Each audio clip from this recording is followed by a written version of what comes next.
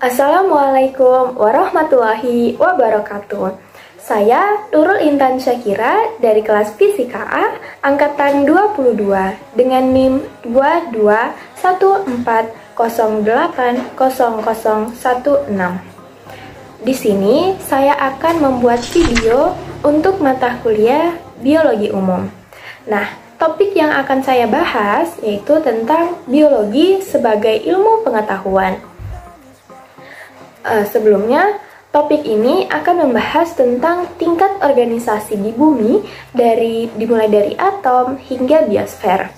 Nah, kenapa kita harus mempelajari tentang ilmu biologi nih? Nah, biologi ini kan mempengaruhi kehidupan kita sehari-hari, dari mulai hubungan kita dengan lingkungan, makanan yang kita konsumsi, hingga penyakit yang dapat menyerang tubuh kita, dan masih banyak lainnya. Dan biologi ini tidak hanya mencakup tentang manusia ya teman-teman, karena biologi ini mencakup tentang keberadaan makhluk hidup di muka bumi. Dan makhluk hidup di muka bumi ini tidak hanya manusia, ada binatang, ada tumbuhan, dan lain-lain. Lalu teman-teman pasti bertanya-tanya nih, kenapa ketika kita menjelang remaja pasti muncul jerawat di muka kita? Pasti ada nih kan yang mukanya jerawatan, ada juga yang tipenya lama dia, tetapi pasti ada muncul jerawat. Lalu untuk wanita, kenapa ketika wanita beranjak dewasa pasti dia mengalami menstruasi? Lalu mengapa sehabis olahraga kita bisa merasa haus? Mengapa kita bisa merasa lapar, padahal kita sudah makan nih Pak, tapi beberapa jam kemudian pasti kita akan merasa lapar. Nah, lalu mengapa buah mangga yang matang itu lebih mengeluarkan bau yang harum yang cukup khas dibanding dengan buah mangga yang masih mentah? Nah, itu semua pasti mencakup tentang ilmu biologi. Selain itu, Allah itu juga memerintahkan kita manusia untuk menyelidiki dan merenungi tentang keberadaan hewan, keberadaan tumbuhan, dan juga tentang penciptaan manusia.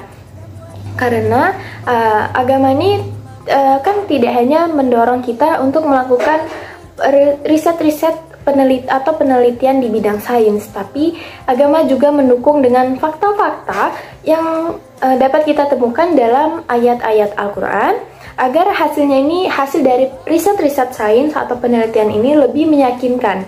Karena agama ini kan merupakan sumber satu-satunya yang bisa menyediakan jawaban yang jelas dan akurat, yaitu tentang bagaimana kehidupan di alam semesta ini berawal.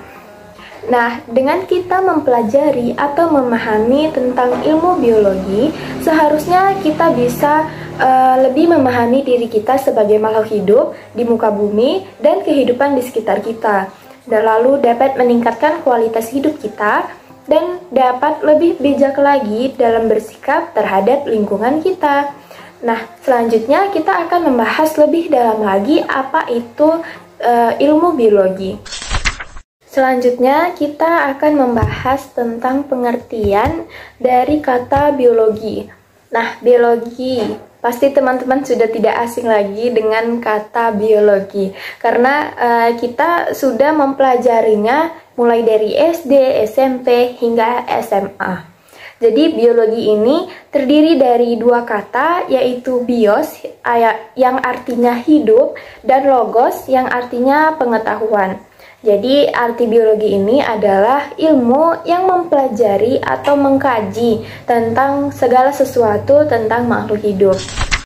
Di sini teman-teman bisa lihat tentang peta konsep biologi, di mana cabang biologi molekuler yaitu tentang biokimia, genetika, lalu ada sitologi yang mengkaji tentang sel, lalu ada histologi yang mengkaji tentang jaringan, lalu ada organologi mengkaji tentang organ, lalu ada biologi perkembangan yaitu mengkaji tentang individu atau perseorangan, lalu ada biogeografi, gen populasi mengkaji tentang populasi. Lalu ada ekologi atau biologi laut mengkaji tentang ekosistem, dan ada biologi tropis, yaitu mengkaji tentang bioma. Nah, yang dikaji tadi ini itu termasuk dalam tingkat organisasi, di mana dimulai dari sel, yaitu unit terkecil, lalu dari sel berkumpul menjadi sebuah jaringan, lalu dari jaringan menjadi organ, lalu organ lanjut ke individu, baru populasi, ekosistem, dan yang terakhir adalah bioma. Nah, untuk ruang lingkup biologi ini banyak ya teman-teman. Biologi ini terdiri dari beberapa cabang, yaitu salah satunya yaitu cabang genetika, sitologi, zoologi, botani, dan histologi seperti pada gambar. Nah, selain itu masih banyak lain cabang dari biologi. Nah, di sini ada 27 cabang, di mana yang tadi dari genetika, sitologi, histologi, morfologi, sampai ke cabang ginekologi. Selanjutnya kita masuk ke tingkatan organisasi dalam biologi. Nah, seperti pada peta konsep sebelumnya, yaitu di mana tingkatan organisasi ini dimulai dari sel, yaitu unit dasar atau terkecil dari suatu organisme hidup. Nah, sel ini dikelilingi oleh selaput atau membran sel yang di dalamnya terdapat cairan atau protoplasma atau matriks. Nah, lalu dari sel, kumpulan dari sel ini akan membentuk sebuah jaringan. Lalu dari jaringan ini, kumpulan-kumpulan jaringan akan membentuk suatu organ. Nah, dari organ ini, antara organ satu dengan organ lainnya akan membentuk suatu kerjasama dan akan membentuk suatu sistem organ. Contohnya seperti sistem peredaran darah dan sistem lain-lain yang ada pada tubuh kita. Lalu dari sistem organ ini akan ada individu, di mana individu ini adalah perseorangan, di mana terdapat sistem organ yang bekerja dalam tubuhnya. Nah, dari individu ini terdapat populasi, yaitu kumpulan dari beberapa individu yang sejenis. Selanjutnya, pada gambar terdapat contoh, di sawah terdapat berbagai populasi. Populasi ini seperti populasi manusia, hewan, tumbuhan, dan lain-lain. Nah, berbagai populasi ini saling berinteraksi, dan interaksi ini akan membentuk sebuah komunitas, di mana komunitas ini kemudian berinteraksi dengan faktor-faktor abiotik atau benda mati seperti suhu, lalu intensitas cahaya, lalu kelembapan, dan sebagainya. Nah, interaksi ini akan membentuk suatu ekosistem sawah. Itu salah satu contohnya. Selanjutnya dari komunitas ada bioma.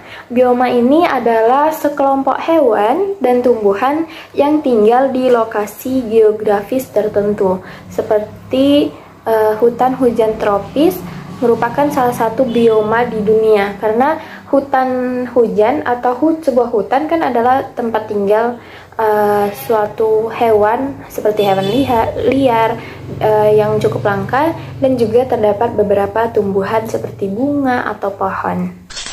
Selanjutnya kita masuk ke manfaat dari biologi. Nah, manfaat biologi ini terdapat di beberapa bidang, yaitu seperti bidang pertanian, bidang kesehatan, bidang makanan dan industri, dan bidang peternakan. Nah, dalam bidang pertanian, manfaat biologi ini salah satunya dalam kultur jaringan, atau untuk menciptakan atau membuat tumbuhan yang lebih baik atau keturunan yang lebih baik. Nah, dalam bidang kesehatan, biologi ini bermanfaat untuk salah satunya identifikasi virus, atau bisa seperti bayi tabung, itu salah satu manfaat dari biologi. Nah, dalam bidang peternakan, biologi ini dimanfaatkan untuk inseminasi buatan. Lalu dalam bidang makanan dan industri, biasanya digunakan dalam fermentasi makanan, seperti dalam pembuatan keju, pembuatan tape, dan lain-lain. Nah, dalam biologi, ketika kita ingin melakukan suatu penelitian, pasti ada langkah-langkah atau kerja ilmiah yang harus kita ikuti. Nah, yang pertama kita bisa menemukan masalah. Jadi suatu penelitian ini pasti dimulai dengan adanya suatu masalah. Ketika kita menemukan suatu masalah yang tidak dapat terpecahkan, maka itu bisa kita rumuskan lalu dalam bentuk pertanyaan, lalu bisa kita teliti. Selanjutnya, mengajukan hipotesis. Hipotesis ini adalah jawaban sementara atau dugaan awal terhadap rumusan masalah yang telah kita buat. Nah, biasanya hipotesis ini diperoleh atau bisa kita temukan, dapatkan setelah mengumpulkan data-data. Selanjutnya, merencanakan percobaan. Nah, untuk menjawab hipotesis, itu kita akan melakukan percobaan atau eksperimen untuk membuktikan bahwa hipotesis yang telah kita buat sebelumnya itu benar. Nah, sebelum melakukan percobaan atau eksperimen, pasti kita harus melakukan suatu perencanaan. Selanjutnya, kita dapat menentukan alat dan bahan. Lalu, menentukan variabel. Nah, variabel ini adalah ciri objek yang nilainya beragam. Jadi, jenis-jenis variabel ini ada 3, yaitu variabel bebas, yang kedua variabel terikat, yang ketiga variabel kontrol. Lalu, yang keenam, kita bisa setelah menentukan variabel, kita bisa melakukan percobaan. Nah, biasanya agar percobaan ini berjalan dengan lancar dan perolehan datanya lebih akurat, maka bisa kita lakukan dengan harus homogen atau adil. Nah, yang terakhir kita bisa menarik kesimpulan. Kita bisa menarik kesimpulan dari data-data atau hasil percobaan yang telah kita lakukan. Selanjutnya, ayat Al-Quran yang berkaitan dengan ilmu biologi. Sebenarnya banyak ayat-ayat yang berkaitan dengan ilmu biologi atau dengan sains, teman-teman bisa cari sendiri. Salah satunya yaitu surat Al-Mu'min ayat 14, yang artinya, kemudian air mani itu kami jadikan segumpal darah, lalu segumpal darah itu kami jadikan segumpal daging, dan segumpal daging itu kami jadikan tulang berulang. Lalu tulang berulang itu kami bungkus dengan daging, kemudian kami jadikan dia makhluk yang berbentuk lain. Maka maha sucilah Allah, pencipta yang paling baik. Nah, dari terjemahan ayat tersebut kita bisa ambil bahwa manusia ini diciptakan dari air mani, lalu dijadikan segumpal darah, lalu dari segumpal darah itu kami dijadikan segumpal daging, seperti tingkatan-tingkatan organisasi yang telah saya jelaskan sebelumnya, yaitu dari sel kumpulan-kumpulan sel akan membentuk suatu jaringan, lalu kumpulan jaringan akan membentuk suatu organ. Nah, begitu juga dalam arti ayat ini. Jadi dalam ayat ini mengandung bahwa ilmu biologi ini tidak jauh-jauh atau penciptaan suatu makhluk hidup tidak jauh dari ilmu biologi yang kita pelajari. Jadi, hikmah yang bisa kita ambil dari topik yang telah saya bahas yaitu sangat penting untuk kita mengetahui atau mempelajari tentang ilmu biologi. Karena ilmu biologi ini kan berkaitan dengan suatu makhluk hidup, dan kita sebagai manusia pasti ketika kita tahu misalnya seperti memahami tentang beberapa proses dalam diri kita sendiri, yaitu seperti cara bertumbuh, cara bernapas, pewarisan sifat, atau gejala-gejala penyakit pada tubuh kita. Nah, itu sangat penting untuk mempelajari ilmu biologi. Selain itu, dengan mempelajari ilmu biologi, kita bisa memahami betapa berharganya ciptaan Allah serta mampu bertindak bijak untuk dapat menjaga dan melestarikan alam tempat hidup kita. Sekian penjelasan dari saya harap teman-teman bisa lebih paham tentang ilmu biologi. Saya akhiri, wassalamualaikum warahmatullahi wabarakatuh.